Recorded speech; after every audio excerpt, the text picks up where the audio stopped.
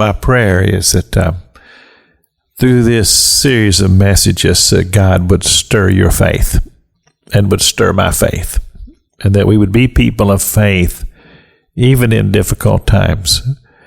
As I mentioned already this week on the broadcast, that I wrote this book, Dreams and Visions and Stories of Faith, and I tell some stories. And you may not ever read the book, so I'll just tell you the story. And one of them has to do with we were doing a building project at the church back when I first came to be the pastor. I've been here maybe 6-7 years, and we need to do some renovation and some things. But we were trying to do it without having to borrow money to do it, and so progress was going slow. But we needed materials. We needed plywood. We needed 2x4s. We had an elder in the church that worked for the railroad.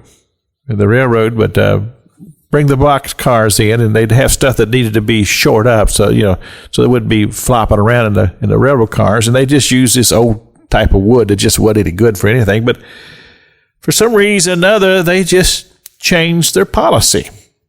And our elder, he went to the authorities and said, "Hey, can I clean that stuff out of those box cars and for the material?" They said, "Sure." So he'd back his pickup truck up there, and he'd fill them up with good 2x4s, some real nice plywood, and he'd bring it to the church, and we'd use it, and he'd bring us another load and another load.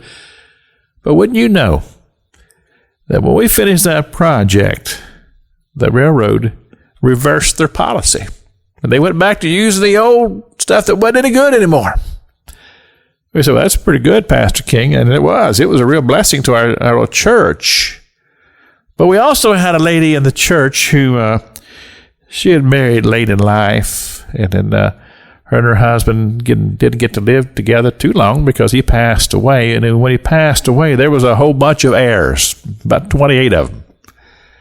And he owned some property down in Louisiana. And on that property, there was an oil well. It had been dried up for years. They hadn't got any oil out of that. I mean, it had been years. But all of a sudden, they discovered that there was oil in that oil well. And they began to pump it out. And, of course, when they did that, the funds had to be distributed among 28 heirs. But there came a nice little check to this lady. And she looked up the steps where we were working up there, and she came to me one day and she said, "Kind of noticed hadn't been anything happening here lately."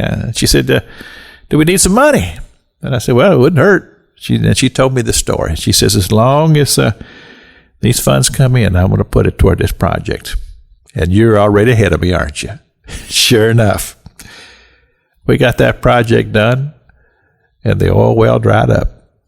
But you see, God is a God of the possible.